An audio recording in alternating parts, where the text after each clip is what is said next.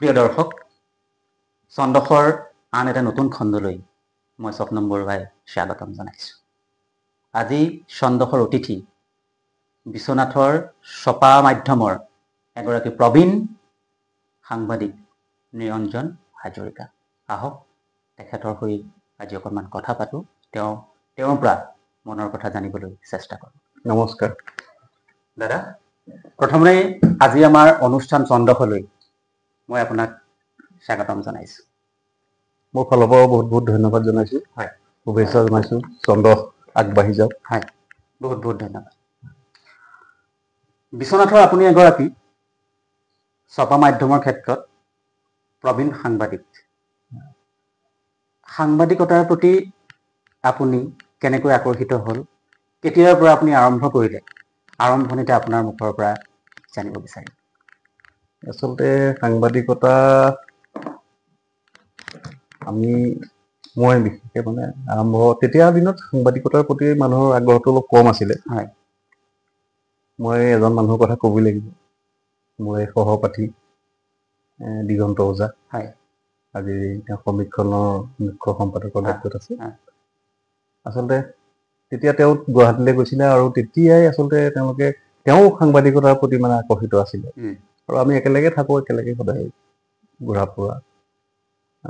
তেওঁৱে মোক ক'লে, তেওঁলোকে এটা মেঘদূত মিডিয়া বুলি এটা মানে গ্ৰুপ ছপা মাধ্যমৰ, তেওঁ প্ৰত্যক্ষভাৱে সংবাদ পত্ৰৰ লগত তেওঁলোকে জড়িত হোৱা নাই, এজেঞ্চিৰ দৰে এটা তেওঁলোকে খুলিলে। তাৰপিছত মোক তাৰ কাৰণে কেতিয়াবা নিউজ কালেকশ্যন কৰিবলৈ দায়িত্ব দিলে। মোৰ মনত আছে আজিও। তেতিয়া আমাৰ ইয়াতে মেকলিন মেগৰ আছিল, তেতিয়া মেকলিন মেগৰ বুলি কয়। এতিয়া উইলিয়ামছন মেগৰ, এখন ফুটবল একাডেমি যিটো মোনাবাৰী, সেই মোনাবাৰী ফুটবল একাডেমি সম্পৰ্কত এটা নিউজ কালেকশ্যন কৰিবলৈ মই প্ৰথম ভাবিছোঁ যাম। তেতিয়া মোৰে এজন ভাইটি হয় শচীন বৰা, তেওঁ এতিয়া সংবাদ মাধ্যমৰ লগতে আছে, ইঞ্জিনিয়াৰ হয় তেওঁ। শচীন বৰা নিউজ 18ত আছে। তেওঁক লৈ গ'লো। তেতিয়া ডায়েৰী এখনো লাগে সাংবাদিক বুলি ক'লে। দাদা বলিন্দাৰ পৰা মই ডায়েৰীখন লৈ গ'লো। দাদাই মোক বহুত ক্ষেত্ৰত অনুপ্ৰাণিত কৰিলে। প্ৰথম ডায়েৰীখন লৈ গ'লে সাংবাদিক হিচাপে যেতিয়া আমি ইণ্টাৰভিউ ল'বলৈ যাম, ডায়েৰী এখন লগত লাগিব। নিশ্চয়। গ'লো দুইজন। গৈ পেলাই তেতিয়া আমি সাক্ষাৎকাৰ গ্ৰহণ কৰিলোঁ। সাক্ষাৎটো শ্যাম থাপা আছিলে তেতিয়া পৰিচালক। তেওঁৰ লগত কথা বতৰা পাতি সুন্দৰভাৱে সাক্ষাৎকাৰটো গ্ৰহণ কৰি তেতিয়া ফুটবলৰ এটা ডাঙৰ এটা মানে হেৰি আছিলে। আৰু উইলিয়ামছন মেগৰ পৰৱৰ্তী পৰ্যায়ত উইলিয়ামছন মেগৰ হৈছে, আগতে মেকলিন মেগৰ আছিলে আৰু মোনাবাৰীত টিভি আছিলে। ভাল ভাল খেলৰ সৃষ্টি হৈছে। এতিয়া সুন্দৰভাৱে সাক্ষাৎকাৰটো লৈ মই দিগন্ত ওজালে পঠিয়াই দিছিলোঁ। আৰু তাৰ পিছত এই বস্তু ধুনীয়াকৈ বিষয়টো ওলাইছিলে। কাকতত বিভিন্ন কাকতত আছিলে, তেওঁলোকে দিয়েতো এজেঞ্চিত ওলাইছিলে। আৰু তেতিয়াই ছপা আখৰটো দেখি পেলাই ভাল লাগিছিল, অনুপ্ৰাণিত হৈছিলোঁ। তাৰপিছত মই অলপ যেতিয়া অনুপ্ৰাণিত হ'লোঁ, তেতিয়া মই আজিৰ বাতৰিখন চলি আছিলে। আমাৰ যিসকল আচলতে সাংবাদিক মনোজ কুমাৰ গোস্বামী হওক বা যিসকল সাংবাদিক আজিৰ বাতৰিৰ পৰা আহিছিল, এতিয়া চন্দ্ৰপ্ৰসাদ শইকীয়া আছিল, তাতে নিউজ পঠাবলৈ আৰম্ভ কৰিলোঁ। দুই এটা নিউজ ওলাই, খেলৰ নিউজেই হওক বা অন্যান্য নিউজেই হওক ওলাই। মানে প্ৰথম নিউজটো আছিলে আপোনাৰ সেই খেলৰ নিউজ? প্ৰথমটো সেইটোৱে আছিলে। এইটো ক'ত প্ৰকাশ পাইছিল? সেইটো এখন সাপ্তাহিক কাকতত পাইছিলে, নামটো অলপ হেৰি হৈ গৈছে। সাপ্তাহিক কাকত এখনত এই এজেঞ্চিটোৰ জৰিয়তে প্ৰকাশ পাইছিলে। তাৰপিছত মই আজিৰ বাতৰিত আৰম্ভ কৰি দিলোঁ। মিহি দেউৰীও আছিলে তাতে। তাৰপিছত আমি নিউজ পঠাই থাকোঁ, ওলাই থাকে। কিন্তু তেনেকৈ ধৰণৰ মোক ফৰ্মেল দিয়া নাছিল। 93 কাহিনী, 93 চনত আপোনাৰ আৰম্ভণি সাংবাদিকতা। 93 চনত তেতিয়া আৰম্ভণি হৈছিলে আৰু ওলাই নিউজ, কিন্তু তেতিয়া হোৱা নাই। তাৰপিছত 94 চনত আজিৰ সংবাদ বুলি এখন কাকত প্ৰকাশ পালে। আজিৰ সংবাদ বুলি এখন কাকত প্ৰকাশ পালে আৰু পৰেশ বৈশ্য তাৰ সম্পাদক হৈছিল। আৰু দিগন্ত ওজাৰ কথা কৈ থাকোঁ, দিগন্ত ওজা তাৰ নিবন্ধ সম্পাদক ওলাইছে। আজিৰ সংবাদৰ বহুকেইগৰাকী সাংবাদিক প্ৰতিষ্ঠিত চেনেলত আছে, কিন্তু সেই তাৰ প্ৰতিদিনৰ চিন্ময় ৰায়ৰ পৰা আৰম্ভ কৰি বহুত সাংবাদিক আজি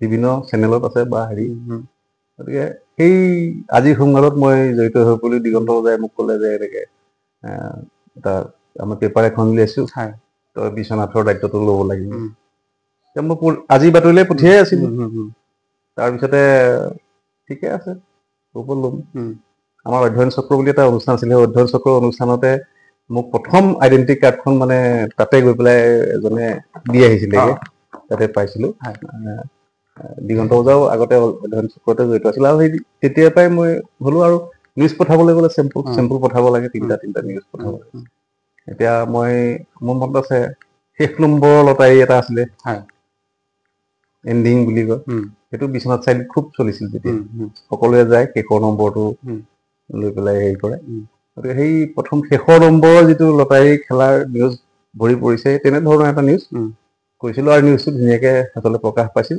তাৰ পৰৱৰ্তী পৰ্যায়ত আৰু বহুকেইটা নিউজ আচলতে প্ৰকাশ পাইছে কিন্তু মোৰ আৰম্ভণিটো তেনেকেই হৈছিলে মানে সেই 93 চনতে 93 চনৰ পৰা আৰম্ভ কৰি 94 চনত মই আজিৰ সংবাদত মই এপইণ্টমেণ্ট পাইছিলো মানে সাংবাদিকতা আনুষ্ঠানিকভাৱে 94 চনৰ পৰা সাংবাদিকতা কৰি এতিয়ালৈকে এতিয়ালৈকে সুদীৰ্ঘ এটা সময় আপুনি এতিয়ালৈকে কৰি গৈ আছে প্ৰতিদিনৰ লগত আপুনি কেতিয়াৰ পৰা জড়িত হৈ পৰিল তাৰপিছত যেতিয়া আজিৰ সংবাদখন নাইকিয়া হৈ গ'ল আজিৰ সংবাদখনত আপুনি কিমান বছৰ কৰিলে আজিৰ সংবাদখন আচলতে এবছৰ মানহে আচলতে চলিলে বিভিন্ন কাৰণত পেপাৰখন মৰি গ'ল কিন্তু ভাল পেপাৰ আছিলে তাতে বহুত সাংবাদিক ইয়াৰ পৰা সৃষ্টি হৈছে মই কৈছো এটা নিচা এটা সোমাই যায় সাংবাদিক বুলি ক'লে এটা নিচা আচলতে পইচাতকে নিচাটো মানে বেছি তাতে মানে সাংবাদিকতা হ'ল এটা সেৱা এইটো মানে বৃত্তিতকেও এইটো বৃত্তি নহয় সাংবাদিকতা এটা সেৱা আৰু সেইটো প্ৰমাণিত হৈছে এইটো তাৰপিছত মই যেতিয়া আজিৰ সংবাদখন মোৰ বন্ধ হৈ গ'ল মই মানে কি কৰিম কি নকৰিম এনেকুৱা হৈ গৈছে মোৰ হাতত পেপাৰ নাই এতিয়া পেপাৰখন নহ'লেতো আৰু মই মাজতে সাংবাদিক বুলি বিভিন্ন জেগাত যাওঁ কালেকশ্যন কৰোঁ সকলোৱে জনা হ'ল এতিয়া পেপাৰখন নোহোৱা হৈ গ'ল মোৰো অলপ মানে ভাল নলগা হৈ গ'ল বিভিন্ন জেগাত মই বিচাৰিছো তেতিয়া তেনেকে খালিও থাকিব লাগিব পোৱা নাছিলো মই তেতিয়া দেওবাৰ বুলি এখন আছিলে আমাৰ সুনীল নাথ আলফাৰ পৰা তেতিয়া হেৰি লৈ পেলাই সুনীল নাথ তাৰ এডিটৰ হৈছিলে আমাৰ ভুৱন লুইটেল বুলি তেতিয়া এজন সাংবাদিক আছিলে এতিয়াও আছে ভুৱন লুইটেলৰ লগত মই আচলতে দেওবাৰলৈও আচলতে গৈছো দেওবাৰতো মই নিউজ কৰিছিলো তাৰপিছত তেনেকুৱা অৱস্থাতে প্ৰতিদিনখন ওলাব বুলি গম পালো আৰু প্ৰতিদিনত আচলতে মই এপ্লিকেশ্যন কৰিলো আৰু অলপ দিন মোক চালে তাৰপিছত মোক প্ৰতিদিনত এপইণ্টমেণ্ট দিলে তেতিয়া পৰাগ দাস ডাঙৰীয়া আছিলে আৰু অজিত ভূঞা মুখ্য সম্পাদক অজিত কুমাৰ ভূঞা তেওঁলোকক পাইছো আৰু তেতিয়াৰ পৰাই আচলতে মোৰ যাত্ৰাটো আৰু অধিক সুদৃঢ় হ'ল মানে প্ৰতিদিনৰ সোমোৱাৰ পিছৰ পৰা মোৰ যাত্ৰাটো আৰু চনৰ ঘটনা আছিল 95 তেতিয়া প্ৰতিদিন বুলি ক'লে আৰু নালাগে আৰু স্বাধীনখন চলি আছিল স্বাধীনৰ ট্ৰেণ্ডত প্ৰতিদিন আহি গ'ল আৰু প্ৰতিদিনৰ ৰিপৰ্টাৰ বুলি ক'লে তেতিয়া আৰু বেলেগ নাই আমি যদি ক'ৰবাত যাওঁ প্ৰতিদিনৰ আহিছে নাই এতিয়া যেনেকে নিউজ লাইভ বা অন্য চেনেলৰ আহিছে নাই বুলি ক'লে তেতিয়া প্ৰতিদিনৰ ৰিপৰ্টাৰজন আহিছে এইটোহে বিচাৰে মানে পঢ়ুৱৈ সমাজে খুব সাংঘাতিক ধৰণে প্ৰতিদিন আঁকোৱালি লৈছিল আপুনি সুদীৰ্ঘকাল জীৱনৰ সাংবাদিকতাৰ লগত জড়িত হৈ আছে বহু তিতা মিঠা অভিজ্ঞতা হয়তো আপোনাৰ এই ক্ষেত্ৰত হৈছে এজন ভাল সাংবাদিক হ'বৰ কাৰণে কোনকেইটা কথাৰ ওপৰত বিশেষকৈ গুৰুত্ব দিব লাগে আচলতে সাংবাদিকতাৰ লগত মই বহুত দিন জড়িত হৈ আছো আৰু মই বস্তুটো চাওঁ বিষয়বস্তু মই ৰাইজৰ লগত মই থকাটো মই মানে সদায় এইটো বিচাৰো মানে ৰাইজৰ লগত মই থাকি পেলাই ৰাইজৰ পক্ষত থাকি ৰাইজে যিটো বিচাৰে সেইটো ৰাইজে মোক বিচাৰে যে সাংবাদিকজন আহিব লাগে মই সেই জেগাত মই যাওঁৱেই বা ৰাইজৰ নিউজটোৰ গুৰুত্ব যিহেতু থাকে কোনো এটা জেগাত মই তালৈ যাওঁ কালেকশ্যন কৰোঁ নিউজটো সেইটো এটা ডাঙৰ কথা ৰাইজৰ লগত এটা জড়িত যিহেতু বিষয় ৰাজহুৱা যিকোনো কথা তাত জড়িত হৈ থাকে গতিকে সেইবিলাক আচলতে সৰু কথা হ'লেও সেই কথাবিলাক আচলতে এজন মফচলীয় সাংবাদিক আছে সেইবিলাক উপস্থাপন কৰাটো আচলতে ডাঙৰ কথা তাৰ লগে লগে ডাঙৰ নিউজো আচলতে বহুত থাকে দুৰ্নীতিকে ধৰি বিভিন্ন সেইবিলাক মই বহুতখিনি কৰিছিলো আচলতে তাৰ উদাহৰণ বহুত আছে এইখিনি প্ৰয়োজন হ'লে মই দিম গতিকে সেই আচলতে সেইটো মই ভাবো যে এটা এটা হ'ল কি ৰাইজৰ লগত জড়িত 2 নম্বৰতে হ'ল সততা থাকিব লাগিব নিশ্চয় সততা থাকিব লাগিব সাংবাদিকতাত সততা নাথাকিলে সাংবাদিকৰ সোমাই পেলাই যদি কোনোবাই ভাবিছে যে নাই মই ইয়াতে বহুত ধন ঘটিম কিবা ঘটিম আচলতে সেইটো নহয় আচলতে সাংবাদিকতা তেনেকুৱা বস্তু আচলতে নহয় সাংবাদিকতা হ'ল কি যে সততা হ'ব লাগে যিহেতু আপোনাক ৰাইজে আপোনাৰ ওপৰত এটা আস্থা প্ৰকাশ কৰি পেলাই থাকে যে চতুৰ্থ স্তম্ভ বুলি কয় তাৰ ৰক্ষক হিচাপে আপোনাক এটা চেনেলে বা আপোনাক এটা এখন পেপাৰে সেই জেগাটোৰ কাৰণে নিয়োজিত কৰে নিশ্চয় গতিকে সেই মানুহখিনিৰ যিটো আস্থা যদি সততা নাথাকে মানুহে জানে যে এইজনে এনেকুৱা ধৰণে তেতিয়া ৰাইজৰ গ্ৰহণযোগ্যতাটো কমি যাব কিন্তু মই সেই ক্ষেত্ৰত কিন্তু মই নিজক মই সম্ভালি ৰাখিছো আৰু আজি তাৰিখলৈকে মই তেনেধৰণৰ ৰাইজৰ মৰম সমাদৰ এইখিনি মই কিন্তু বুটলি আছো আৰু মই বাকী আমাৰ যিসকল সাংবাদিক বন্ধু আছে তেওঁলোককো সদায় কওঁ যে নিউজৰ ক্ষেত্ৰত সততাৰে আচলতে নিউজ কৰিব লাগিব আৰু নিষ্ঠা ৰাইজে কি বিচাৰিছে ৰাইজৰ পক্ষত থাকি আচলতে নিউজ কৰিব লাগিব সততা আৰু নিষ্ঠাটো মানে অতি আচলতে প্ৰয়োজন বুলি ভাবো আৰু এজন সাংবাদিক হিচাপে সততা নিষ্ঠা লাগিব আৰু সাহসীও হ'ব লাগিব নিশ্চয় এজন সাংবাদিক সাহসী নহলে আচলতে এখন যুদ্ধত নিৰ্ভীক হ'ব লাগিব নিৰ্ভীক যদি হোৱা নাযায় তেতিয়াহ'লে বহুত ক্ষেত্ৰত অসুবিধা হ'ব নিউজ কৰিব নোৱাৰিব কাৰোবাৰ ভাবুকি আহিব পাৰে কিবা আহিব পাৰে সেইবিলাকলে আচলতে এইটো হ'ব নালাগিব কাৰণ নিজৰ জীৱনটো যিহেতু এটা এনেকুৱা এটা কণ্টকময় স্থানত আমি ভৰি দিছো গতিকে সেই ভৰি দিয়া স্থানটোক আগবঢ়াই লৈ যাবলৈ আমি চেষ্টা কৰিব লাগিব আৰু সেইকাৰণে আমি আচলতে নিৰ্ভয়ে যিকোনো নিউজ আমি কৰিবলৈ চেষ্টা কৰিব লাগিব আৰু এইখিনি মই যিমানখিনি পাৰো মই চেষ্টা কৰিছিলো সেইটো এটা কথা কিন্তু বৰ্তমান সময়ত মানে সাংবাদিকতাৰ ক্ষেত্ৰত সাংবাদিকসকলক কিন্তু সাংবাদিকসকলেই বহু ক্ষেত্ৰত প্ৰশ্ন তোলা দেখা যায় শেহতীয়াকৈ যদি আমি চাওঁ অসমৰ এজন প্ৰতিষ্ঠিত সাংবাদিক তেখেতেই কৈছে যে সাংবাদিকসকলৰ যিখন আই কাৰ্ড সেই আই কাৰ্ডখন একাংশ সাংবাদিকে এটিএম কাৰ্ড হিচাপে ব্যৱহাৰ কৰে সেই ক্ষেত্ৰত আপুনি কি ক'ব মই কৈছোৱে আচলতে সততা থাকিবই লাগিব ইয়াতে সংবাদ জগতত আগতে মুষ্টিমেয় কিছু সংখ্যক মানুহে সংবাদ জগতখনত জড়িত হৈ আছিলে আৰু এতিয়া যিহেতু তাৰপিছত চেনেল আহি গ'ল বহুতকেইটা চেনেল আহি গ'ল আগতে পেপাৰখিনিত মুষ্টিমেয় কিছুমান মানুহে সাংবাদিকতা কৰি আছিলে তাত লিখিব লাগে এটা লিখাৰ চৰ্চা থাকিব লাগিব এটা নিউজ ধুনীয়াকৈ বনাব পৰা হ'ব লাগিব অলপ মাইণ্ডটো অলপ তেনেধৰণৰ হ'ব লাগিব এটা চেনেলত যিকোনো এটা কথা কৈ দিব পাৰিবা কিন্তু সেই কথাখিনি সাংবাদিকজনে ধুনীয়াকৈ লিখি পেলাই সেইখিনি আগবঢ়াই লৈ যোৱাটো বাতৰি এটা প্ৰস্তুত কৰাটো সাংঘাতিক কথা এইটোহে মেইন আচলতে একেবাৰে সেইটো মেইন কথা গতিকে সেই কথাটো আচলতে গুৰুত্ব দিব লাগিব আৰু এতিয়া মই কৈছোঁ যে এতিয়াতো ঢেৰ চেনেল আহি গ'ল তাৰপিছত পৰ্টেল আহি গ'ল তাৰপিছত ছ'চিয়েল মিডিয়া আহি গ'ল কিবা এটা যেন একদম পুৰা ট্ৰেণ্ডটো বেলেগ হৈ গ'ল সেইটো কথা মই অকণমান পিছত আপোনাৰ পৰা পোনপটীয়াকৈ অকণমান জানিবলৈ চেষ্টা কৰিম তাৰ আগতে এটা কথা জানি লওঁ বৰ্তমান সময়ত সাম্প্ৰতিক সময়ত সংবাদ মাধ্যম নিৰপেক্ষনে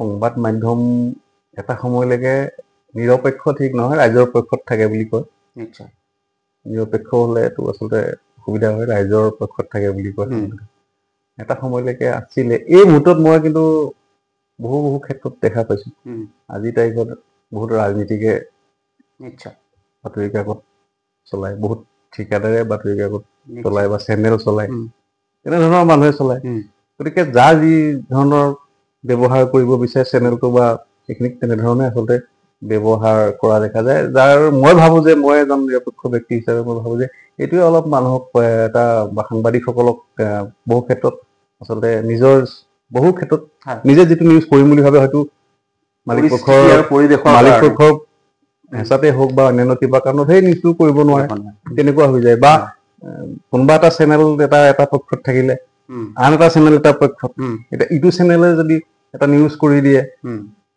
সিটো চেনেলে তাৰ উল্টাটো নিউজ কৰি দিব তেনেকুৱা ধৰণৰ এটা হৈ পেলাই আচলতে বস্তুটো অকণমান হৈছে মই ভাবোঁ যে সেই বস্তুটো হ'ব নালাগে হয় ৰাজনীতিকেও পেপাৰ কিনিব পাৰে বা চলাব পাৰে বা ঠিকাদাৰেও চলাব পাৰে কিন্তু এই বস্তুটো এটা সুকীয়া কৰিব লাগে আচলতে এই বস্তুটো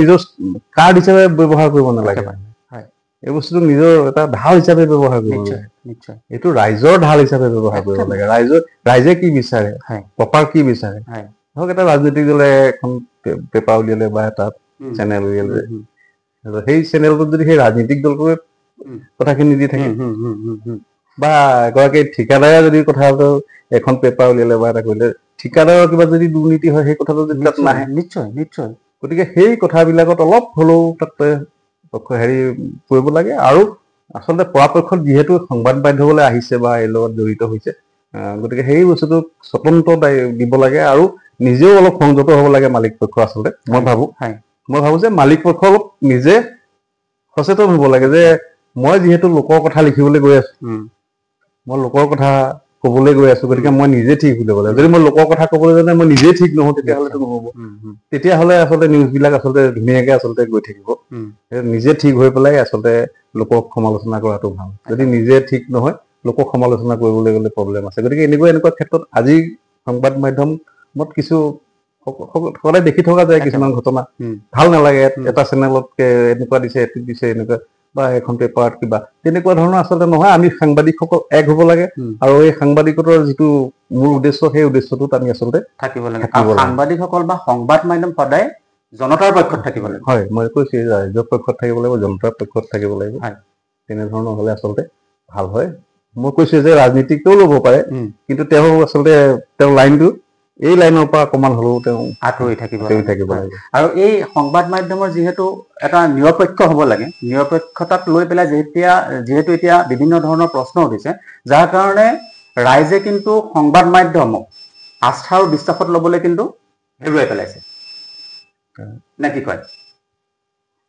হয় ৰাইজে এতিয়া সংবাদ মাধ্যমক এই এনেকুৱা ধৰণৰ কিছুমান কথাৰ কাৰণে আচলতে এজন যদি পাঠকে দুখন পেপাৰ কিনে দুখনত যদি দুটা বিপৰীত কথা হয় মানুহৰ বিশ্বাস কেনেকৈ থাকিব সেইকাৰণে ৰাইজক বিশ্বাস দিয়াবলৈ এই দুটা পক্ষ আচলতে একে হৈ থাকিব বাকীখিনি যি কৰে কৰক ৰাজনীতিৰ ক্ষেত্ৰত তেওঁ পথাৰত বা হেৰিয়াত কৈছে বা নিজে এজন সংবাদ সেৱী হ'লে বা মালিক হ'লেই যে তেওঁ ঠিকা কৰিব নোৱাৰিব বা এইখিনি কথা নহয় আচলতে তেওঁ পেপাৰখন চলাবলৈ কিবা কৰিবলৈ এইখিনি কৰিব লাগিব কিন্তু সেইবুলি তাক মানে কাৰ্ড হিচাপে বা তাক সেইটো ঢাল হিচাপে আচলতে ব্যৱহাৰ কোনেও আচলতে কৰিব নালাগে তেতিয়া সুস্থ সাংবাদিকতা আকৌ ঘূৰি আহিব বুলি মই ভাবিছো আৰু আমি সেইটোৱে আশা কৰিম হয় ধন্যবাদ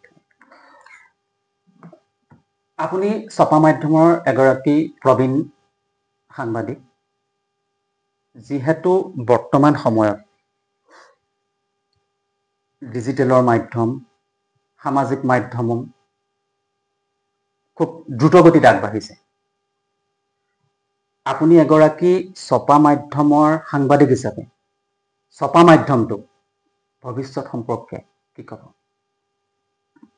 আচলতে ছপা মাধ্যমৰ ভৱিষ্যতটো আগতে যেনে মই কৈছে আগতে প্ৰতিদিনৰ সাংবাদিকজন আহিছে বুলি কোনজন বুলি সুধিব তাৰপিছত অলপ কমাই দিয়া হৈ গ'ল অলপ তেনেকুৱা ধৰণৰ কথা আহিছে মানে বা ছপা মাধ্যমৰ যিটো চেল আছিল আগতে পেপাৰ নেপায় বাছত গুৱাহাটী আমাৰ ইয়াতে যদি গুৱাহাটীলৈ যায় মানুহে ৩-৪খন পেপাৰ কিনি লৈ পেলাই আচলতে ইয়াৰ পৰা উঠি যায় গতিকে ইয়াত পেপাৰ আহি পোৱাৰ লগে লগে পেপাৰ খতম হৈ যায় চেছ হৈ যায় পেপাৰৰ চাৰ্কুলেশ্যনটো পঢ়ুৱৈৰ সংখ্যাটো বহুত বেছি আছিলে এতিয়া লাহে লাহে আচলতে সেই খবৰখিনি যেতিয়া আচলতে চেনেলবিলাকত পাই যোৱা হ'ল লাহে লাহে মানুহে চেনেলৰ ফালে ধাবিত হ'ল চেনেলখিনিত গোটেই নিউজখিনি পাই যে তাতে মানে এটা সুবিধা আছে গোটেই কথাখিনি ধুনীয়াকে কৈও দিয়ে মানুহজনক দেখাও পায় আৰু লগে লগে বস্তুটো দি দিব পাৰে পেপাৰত হ'লে এদিন পিছত হ'ব তেনেধৰণৰ কথা আহিব কাইলৈহে হ'ব কাৰণ ৰাতি প্ৰিণ্ট হয় পেপাৰ ৰাতিপুৱাহে আহিব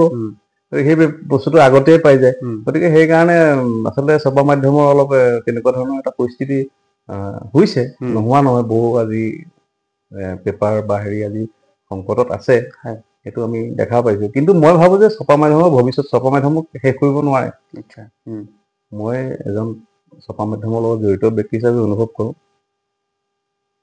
আমি যদি আমেৰিকাৰ ৱাশ্বিংটন পোষ্টকে ধৰি এতিয়াও ধুনীয়াকে চলি আছে ইমান হাইটেক হৈ যোৱাৰ পিছতো ইমান ধুনীয়াকে চলি আছে গতিকে সেইটো নহয় কমিব পাৰে মানে পঢ়ুৱৈৰ সংখ্যা তুলনামূলকভাৱে কমিব পাৰে কিন্তু একেবাৰে নোহোৱা হৈ নাযায় আজিৰ তাৰিখত যদি আমি চাওঁ যে এটা সময়ত চেনেলটো মানুহে বহুত চাইছিল আজি তাৰিখত চাবলৈ এৰিলে। চেনেলটো আগতে পুৰা চাইছিলে, পেপাৰ এখন কম পঢ়ি চেনেল চাইছিলে। এতিয়া বহুতে ৰিচাৰ্চ নকৰে, বস্তুবিলাক চব মোবাইলত আহি যায়, চবেই ডিজিটেল পেজ খুলিছে, একদম প্ৰতিটো চেনেলে ডিজিটেল পেজ খুলিবলগীয়া হৈছে, খুলিছে। গতিকে ডিজিটেল পেজতহে মানুহে আচলতে গোটেইখিনি কথা গোটেইখিনি পায়। গতিকে সেই বস্তুখিনি আচলতে সুন্দৰভাৱে ক'বলৈ গ'লে মই ভাবোঁ যে ছপা মাধ্যম কেতিয়াও শেষ হৈ নাযায়। এতিয়া যিটো চলি আছে ট্ৰেণ্ড চলি থাকিব, হয়তো অকণমান হৈছে 19-20, কিন্তু মানুহে পুৰণি টেষ্টটো ল'বলৈ আচলতে সদায় বিচাৰিব। পুৰণি টেষ্টটো আচলতে একেবাৰে চাহকাপ খাই ৰাতিপুৱা চাহকাপৰ লগত আপোনাৰ পেপাৰ এখন পঢ়াৰ যিটো মজা, এইটো বহুতে এৰি দিব নোৱাৰে, কেতিয়াও নোৱাৰে।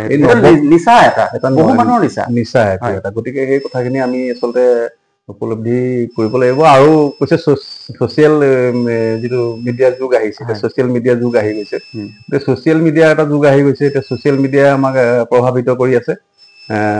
যিকোনো কথা ছচিয়েল মিডিয়াত আজি হৈ যায়। কোনোবা এজন সাংবাদিকে এটা কথা লিখিলে সেই সাংবাদিকজনৰ ওপৰতো কথাখিনি আচলতে ছচিয়েল মিডিয়াত দি দিয়ে, মানে সমালোচকৰ ওপৰত সমালোচক নিশ্চয় তেনেকুৱা। গতিকে কিবা এটা কথা লিখিলে তাক আকৌ উল্টাই পকাই ৰিপৰ্টাৰজনক কিবা এটা কৰি পেলাই, ৰিপৰ্টাৰজন দেখিলে ভালেই হওক, তেনেকুৱা হওক, সেইটো বস্তু বৰ বিশেষকে চাই নাথাকে। গতিকে তেনেকুৱা ধৰণৰ সামাজিক মাধ্যমতো আচলতে তেনেকুৱা হৈছে। আৰু সামাজিক মাধ্যমত যিকোনো কথা আজিকালি পটককে প্ৰকাশ পাই যায়। একেবাৰে নিউজ চেনেল গৈ পোৱাৰ আগত সামাজিক মাধ্যমত ওলাই যায় যিকোনো এটা ইনফৰমেশ্যন। আজি এখন কেবিনেট হৈছে, সামাজিক মাধ্যমত তাৰ গোটেইখিনি কথা আহি গৈছে, তাৰপিছত চেনেলত আহিছে, তাৰ পিছদিনা গতিকে এনেকে ফাষ্ট হৈ আচলতে গৈ আছে। এইটো মই ভাবিছো আচলতে এইটো এটা সুন্দৰ কথা বুলি মই অনুভৱ কৰো। যদিও মই এটা কথা কৈছো যে মই বাৰে বাৰে কৈ আছো যে ফাৰ্ষ্ট আমি হ'বই লাগিব, কাৰণ যুগৰ লগত আমি যেতিয়া খাপ খাব লাগিব, ফাৰ্ষ্ট আমি হ'বই লাগিব। গতিকে ফাৰ্ষ্ট আমি হোৱাৰ লগে লগে আমি পুৰণিখিনিও আচলতে এৰিব নালাগে। আৰু মই দেখিছো এতিয়াও বহুত ছপা মাধ্যমে সুন্দৰভাৱে তেওঁলোকৰ কাম কৰি গৈ আছে, আৰু ধুনীয়াকে নিউজ কৰি পেলাই আচলতে আমাৰ যিখন সংবাদ জগতক এতিয়াও মহিয়ান কৰি আছে। একদম একেবাৰে। আপুনি এজন যদিও সাংবাদিক, তাৰ লগত আপোনাৰ আৰু দুটা চিনাকি আছে। আপুনি এজন বিশ্বনাথৰ জনপ্ৰিয় সামাজিক ব্যক্তি। বিশ্বনাথৰ প্ৰায় সংখ্যক অনুষ্ঠানতে আপুনি জড়িত। সমান্তৰালভাৱে আপুনি এজন ভাল শিক্ষক, এজন সাংবাদিক, এজন শিক্ষক আৰু এজন সমাজকৰ্মী। এই তিনিটা চিনাকিৰ ভিতৰত আপুনি নিজকে কোনটো চিনাকি দি আটাইতকৈ বেছি ভাল পায়? আচলতে এইটো এটা ডাঙৰ প্ৰশ্ন কৰিছে। মই তিনিটাকে আচলতে শ্ৰদ্ধা কৰোঁ। তিনিটা বিষয়ে মোৰ শ্ৰদ্ধাৰেই হয়। মই তিনিটা কামেই মই ভালকে কৰোঁ। মই যিকেইটা কাম কৰোঁ ভালকে কৰোঁ।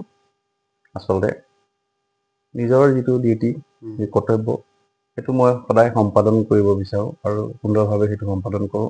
আৰু সেই স্থানত মোৰ এটা সুকীয়া নাম আছে। কোনোদিন ক'তো তেনেধৰণৰ হেৰি নাই। শিক্ষকতাৰ ক্ষেত্ৰতেই হওক, কোনোদিন ক'তো ক'ব নোৱাৰে যে অমুকে অমুক কৰিছে। গতিকে মই নিজৰ ডিউটি সদায় ঠিকে ৰাখিহে মই বেলেগ কিবা কিবি কৰিব বিচাৰোঁ। আৰু সাংবাদিকতাটো ভাল লগা বিষয়। মই কৈছোঁ যে মই প্ৰথম সাংবাদিকে চিনাকি দিব লাগিব, কাৰণ সাংবাদিকৰ কাৰণেহে মই আজি এই অৱস্থাটোত পাইছোঁ। হয়তো কেতিয়াবা এনেকুৱা অৱস্থাত হ'লে এটা বাদ দিবলগীয়া হ'লে, মই চইচ কৰিবলগীয়া হ'লে, মই যিহেতু সাংবাদিকে মোক আজি তাৰিখতে প্ৰতিষ্ঠিত কৰাইছে, গতিকে মই চুজটো সাংবাদিককেই কৰিব লাগিব, এইটো স্থান দিবই লাগিব। সেইবুলি মই যে শিক্ষকতা বৃত্তিটোক মই ওলাই কৰিম তেনেকুৱাও নহয়। আচলতে এজন আৰু শিক্ষকতাৰ বস্তুটো এটা ডাঙৰ কথা আছে যে কোনসকল আচলতে শিক্ষক সাংবাদিক হৈছিলে, আমি ইতিহাসো চাব লাগে। একদম চাব লাগিব, নিশ্চয়। আজি এতিয়াহে মানুহৰ বিলাকৰ নতুন নতুন সাংবাদিক ওলায়, তেতিয়া প্ৰায়খিনি আমাৰ ইয়াতে হওক গোটেইখিনি আচলতে টিচাৰ আচলতে খিনিয়ে আচলতে গোটেই সংবাদ জগতখন মানে যিসকল লোক অধ্যয়নপুষ্ট আছিলে, তেখেতসকলে সাংবাদিকতাৰ লগত জড়িত হৈ পৰিছিল। যিহেতুকে সংবাদ মাধ্যমৰ পৰা বৰ বিশেষ মাননিও পোৱা নাছিলে, মাননিহে দিয়ে। কলম চেণ্টিমিটাৰ ৱাইজত সংবাদ মাধ্যমটো দৰমহা এটা বেলেগ বস্তু, আৰু সেৱা 1 কলম চেণ্টিমিটাৰত 2 টকা দিয়ে বা 1 টকা দিয়ে বা 50 পইচা দিয়ে। সেইটোৱে এটা মাননি, এটা সামান্য মাননি। হয়তো কুৰিয়াৰৰ চাৰ্ভিচৰ খৰচটো নোলায়, টেক্সৰ খৰচটো নোলায়, তেনেকুৱা ধৰণৰ কথা। দৰমহাটো নিদিয়ে নহয়। গতিকে পাৰিতোষিক এটা আগবঢ়ায়, পাৰিতোষিক সামান্য পাৰিতোষিক এটা আগবঢ়ায়। সেইটোৱে আচলতে এজন মানুহ চলিবলৈ আচলতে নোৱাৰে। এইটো ডাঙৰ কথা, এইটো ডাঙৰ কথা। আমাৰ বুধীন্দ্ৰনাথ হাজৰিকা ইয়াত আছিলে।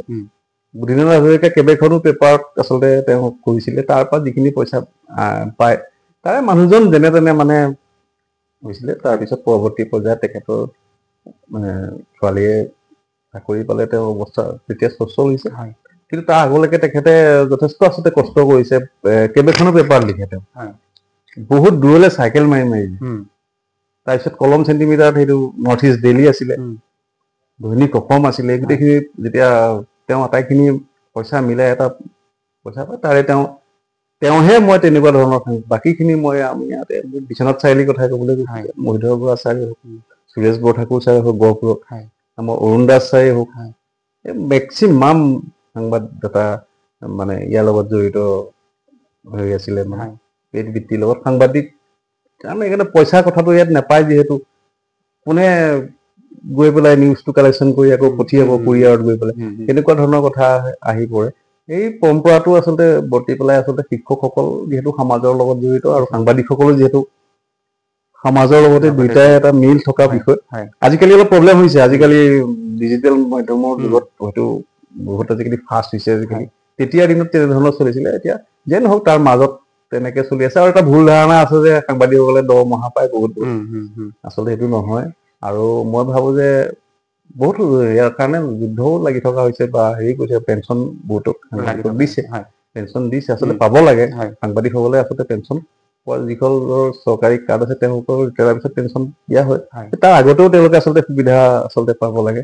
আৰু চৰকাৰে এই বিষয়টোত আচলতে গুৰুত্ব দিয়াটো মই ভাবো যে যিসকলৰ চৰকাৰী কাৰ্ড আছে তেখেতসকল, সেইসকল সাংবাদিকক মেডিকেলে হওক কিবাই হওক তেওঁলোকক কিবা এটা আচলতে দিয়াৰ আচলতে প্ৰয়োজন আছে। নহলে এতিয়া এজন সাংবাদিকে আগৰ দিনৰ, মই কৈছো যে আগৰ দিনৰ সাংবাদিকসকলে গ'ল, গৈ নিউজটো কালেকশ্যন কৰিলে, লিখিলে, ফেক্সটো পঠাই দিলে বা লিখিলে। তেতিয়া বৰ বিশেষ পইচা খৰচা নাছিল, তেতিয়া বাইকো নাছিল, চাইকেলখনতে যায়। মই নিজে চাইকেল মাৰি যোৱা, চাইকেলখনত যায়, গৈ পেলাই নিউজটো কৰি পেলাই দিয়ে। তেতিয়া কলম শ্ৰেণীৰ ভিতৰত কিবা এটা দিয়ে আৰু ইফাল সিফাল কৰি মানুহজন চলি থাকে। কিন্তু এতিয়া কথাটো অলপ বেলেগ হৈ গ'ল। এতিয়া হ'ল কি, এখন বাইক লৈ আহিব সাংবাদিকজনে বা গাড়ী থাকিব, সাংবাদিকজনৰ চব যাবলগীয়া দুৰ্গম জেগাত নিউজ যিহেতু ফাষ্ট লাগে, তেওঁক যাতায়াতৰ ব্যৱস্থাটোও লাগিব। নিউজ যদি কোনোবা এটা চেনেল ওলাই যায়, ইটো চেনেলৰ হেৰিয়ে তেওঁক সাংবাদিকজনক জবাবদিহি কৰিব, গতিকে তেওঁ ফাষ্ট হ'ব লাগিব। এনেকুৱা এটা হেৰিয়াৰ কাৰণে তেওঁলোকৰো যথেষ্ট পইচা আচলতে প্ৰয়োজন হয়। গতিকে সেইটো এটা ডাঙৰ কথা। গতিকে যিসকল মই এটা কথা প্ৰায় কৈ থাকো যে আচলতে সাংবাদিক হলেও আৰু এটা কিবা এটা এক্সট্ৰা ইনকাম এটা লাগিব। চাকৰি হয়তো নালাগে কৰিব, কিন্তু হয়তো ব্যৱসায় বা কিবা বহুত কিবা কিবি কৰিব পৰা তেনেকে ধৰণৰ আজিকালি বহুত কিন্তু এষ্টাব্লিছ হৈছে। কোনোবাই চাহ খেতিয়ে কৰিছে, কোনোবাই কিবা কৰিছে, তেনেধৰণৰ সাংবাদিকতাৰ লগত মানে আজিৰ তাৰিখত অকল সাংবাদিক কৰি পেলাই প্ৰতিষ্ঠিত হ'ব পাৰে নে নহয়? এতিয়া যদি আমি গোটেই সংবাদ জগতখনলৈ চাওঁ, কেইজন প্ৰতিষ্ঠিত আছে? কাৰোবাৰ আজি পটককে বেমাৰ এটা হৈ গ'লে পইচাৰ কাৰণে দিগদাৰ হৈ যাব। তেওঁ হয়তো মালিক পক্ষই ইমান পইচা নিদিব, অন্যৰ পৰাও বেংকৰ পৰাও তেওঁক ফাইনেন্স নকৰিব, তেওঁক কেনেকে চলাব? এইটো বাস্তৱ। গতিকে নিজে কিবা এটা আচলতে এষ্টাব্লিছ হ'বলৈ চেষ্টা কৰিব লাগিব। পেপাৰ হাউচৰ যিবিলাক সাংবাদিক আছে বা গুৱাহাটী বেছ যিবিলাক সাংবাদিক আছে বা কিছু সংখ্যক সাংবাদিকক দৰমহা দিয়ে, সেইটো দৰমহা আচলতে মই ভাবো বৰ বিশেষ দৰমহাও নহয়, তথাপি তেওঁলোকক কিছু দিয়ে। আৰু বাকীসকলৰ সাংবাদিকৰ দৰমহাৰ ক্ষেত্ৰতো আচলতে মালিক পক্ষই বৰ গুৰুত্ব প্ৰদান কৰা দেখা নাযায়। মই ভাবো যে আচলতে গুৰুত্ব প্ৰদান কৰিব লাগে। আৰু সেইকাৰণে মই বাৰে বাৰে কৈ থাকো, মই ক'ৰবাত মিটিঙতো কওঁ যে কিবা এটা কৰক, কিবা এটা নকৰিলে কিন্তু নহ'ব। আৰু বয়স পাৰ হৈ গৈ থাকিলে কিন্তু পিছত নহ'ব। মই নতুন প্ৰজন্মৰ সাংবাদিকসকলক অনুৰোধ কৰিছো, সাংবাদিকতা কৰক। আৰু এটা সাংবাদিকতা কৰা ডাঙৰ কথা আছে যে নিজে যদি সচল হৈ থাকে, নিজে যদি হাত পাতিব আনৰ হাতত নালাগে, আৰ্থিকভাৱে যদি মই নিজে যদি সবল হ'ব পাৰো, মোৰ এইটো এটা আছিলে। আৰু মই সেইকাৰণে কিছুমান কাম কৰিছিলো। মই যদি নিজে আৰ্থিকভাৱে সচল হওঁ, তেতিয়া মই বেলেগ এজনৰ কথা লিখিবলৈ বা তেওঁ কুণ্ঠাবোধ নকৰিম, কাৰণ মই তেওঁৰ ওচৰলৈ যাবলগীয়া নহ'ব। মই কাকো কেয়াৰ কৰিবলৈ নাই। গতিকে মই নিজে সচল এটা অৱস্থালৈ আচলতে আহিবলৈ চেষ্টা কৰিব লাগে আৰু বিভিন্নজনে বিভিন্ন ধৰণৰ বিজনেছ কৰাটো কাৰো আপত্তি নাই। আপুনি ক'ব বিচাৰিছে যে আমি সাংবাদিকতা কৰো কিন্তু সমান্তৰালভাৱে লগে লগে আমি আৰ্থিক দিশটোৰ প্ৰতিও সমানে গুৰুত্ব দিবই লাগিব, নহলে অসুবিধা হৈ যাব। এটা কাৰোবাৰ পটককে ভগৱান নকৰক বেমাৰ লাগি গ'ল, নিজৰ ছোৱালী বেমাৰ লাগি গ'ল, কিবা লাগি গ'ল, এনেকুৱা এটা অৱস্থাৰ সৃষ্টি হৈ যায়। আজি ডাঙৰ ডাঙৰ সাংবাদিকসকলে এই কথাটো হয়তো উপলব্ধি নকৰিব পাৰে, কিন্তু মই দেখিছো, বহু ক্ষেত্ৰত দেখিছো বহুতে সহায় কৰে, কিন্তু সেই সহায়টো কম, সেই সহায়টো যথেষ্ট নহয়। তেওঁ কেনেকুৱা এটা বিপদৰ বিষয়ে মই প্ৰত্যক্ষ কৰিছো। আমিও কেতিয়াবা কাৰোবাক তেনেকে ধৰণৰ সহায় কৰো, কিন্তু সকলোৱে মিলি কৰো, তেনেধৰণৰ আচলতে এইটো কথা। গতিকে সেই বস্তুটো আচলতে আৰু এটা হ'ল কি, জীৱন ধাৰণটো এতিয়া ষ্টাইল মই কৈছো যে আজিকালি গাড়ী লগা হৈ গ'ল, ঘৰত আৰু বহুতো বস্তু তেনেকে লগা হ'ল, উন্নত হৈ গ'ল। গতিকে সেই উন্নত, আমি চাইকেলখনত গৈ থকা সাংবাদিকজনৰ তেতিয়া খৰচ নাছিলে, তেলৰ খৰচ নাছিলে, তেতিয়া কম পইচাতে চলি গৈছিলে। কিন্তু এতিয়া আজিৰ তাৰিখত সেই বস্তুটো আচলতে গুৰুত্বপূৰ্ণ হৈছে। সাংবাদিকসকলৰ আৰ্থিক নিৰাপত্তাটো আচলতে অতি গুৰুত্বপূৰ্ণ হৈছে। মই ভাবো যে সাংবাদিকসকলে কিবা এটা আচলতে কৰিব লাগে, আৰু কৰাটো অপৰাধো নহয়। তেওঁ সৎপথত থাকি যদি কিবা ঘটিব পাৰে, তাত কি অপৰাধ থাকিব? সৎপথত থাকি যদি বহুত মানুহে ঘটে, নে সাংবাদিক হলো বুলিয়ে মই একো কাম বেলেগ কৰিব নোৱাৰো, সাংবাদিকেই কৰি থাকক, লাগিলে আপুনি, মই পইচাই নাপাওঁ, মই লাগিলে চলিব নোৱাৰো, মোৰ ঘৰৰ পৰিয়ালৰ মানুহ এটা বেমাৰ হলে মই নিব নোৱাৰো, মই মোৰ পৰিয়ালৰ মানুহখিনিক ক'ৰবাত ফুৰাবলৈ যাব নোৱাৰো, ল'ৰাটোক ভাল এখন স্কুলত দিব নোৱাৰো, মন যোৱা জেগা এটালৈ যাব নোৱাৰো, বস্তু এটা খাব নোৱাৰো, মন যোৱা কাপোৰ এযোৰ যদি পিন্ধিব নোৱাৰো, তেনেকে থাকিব লাগিব নেকি? গতিকে সেইটো আচলতে থাকিব নালাগে। গতিকে সাংবাদিক থাকে, তেওঁ বিবাহ পাশতো আবদ্ধ হয়, হয়তো তেওঁ শ্ৰীমতীয়ে কৰক, কোনোবাই কিবা কৰক, তেনেকে এটা আচলতে বস্তুটো আচলতে লৈ যাব লাগিব। আৰু তেতিয়া আচলতে যদি সাংবাদিকজন সচল হয়, তেতিয়া কাৰো ওচৰত, ৰাজনীতিকৰ ওচৰতে হওক বা কোনোবা ব্যৱসায়ীৰ ওচৰতে হওক, দুৰ্নীতিখোৰ মানুহৰ ওচৰতে হওক, কেতিয়াও কম্প্ৰমাইজ কৰিবলগীয়া নহয়, নতমস্তক হ'বলগীয়া নহয়। ডাঙৰ কথা। একেবাৰে বহুত সুন্দৰ পৰামৰ্শ দিলে দাদা। যিহেতু আজি আমাৰ অনুষ্ঠান সামৰিব লাগিব, কাৰণ 30 মিনিটৰ ভিতৰত সকলোবোৰ কথা পাতি শেষ কৰিব নোৱাৰি। তথাপিও আজি আপুনি আমাক যি আপোনাৰ মূল্যৱান সময় দিলে, তাৰ বাবে বহুত বহুত ধন্যবাদ। আৰু আপুনি সাংবাদিকতাৰ ক্ষেত্ৰত আজি যিখিনি কথা ক'লে, আমি আশা কৰিম নতুন প্ৰজন্মৰ কাৰণে এই কথাখিনি অনুপ্ৰেৰণাৰ স্বৰূপ হওক। শেষত আপোনাৰ সুস্বাস্থ্য আৰু দীৰ্ঘায়ু কামনা কৰি আজি এই অনুষ্ঠান আমি ইমানতে সামৰণি মাৰিছো। নমস্কাৰ।